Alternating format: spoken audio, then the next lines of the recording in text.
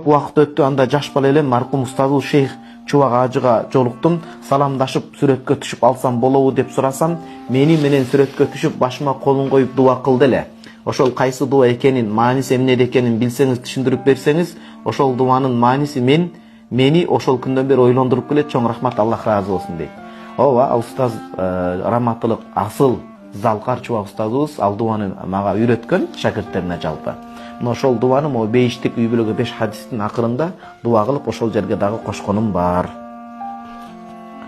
Ал дуа пайгамбарыбыз саллаллаху алейхи вассаламдын хадисинде келген дуа.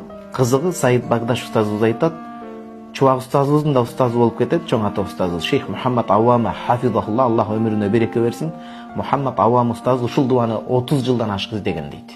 30 жыл күнү түнү тынымсыз. Мухаддис алымдардан, факх алымдардан, пайгамбарыбыз саллаллаху алейхи вассалам жаш балдардын, ымыркайлардын, жаш балдардын чүрпөлөрүнүн башына колун коюп дуа кылат эле. Кайсы дуасы? Ушул дуа.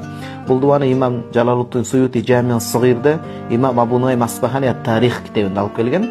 Хасан даражасындагы далилге жарайт. Пайгамбарыбыз саллаллаху алейхи вассалам айтат: "Аллахумма иджалху барран би валидей". Аллахым ушул баланы, ушул ымыркайды кызды баланы жалпы ата-энесине мээримдүү, күйүмдүү кылагыр. Боор баскан мээримдүү, күйүмдүү кылагыр.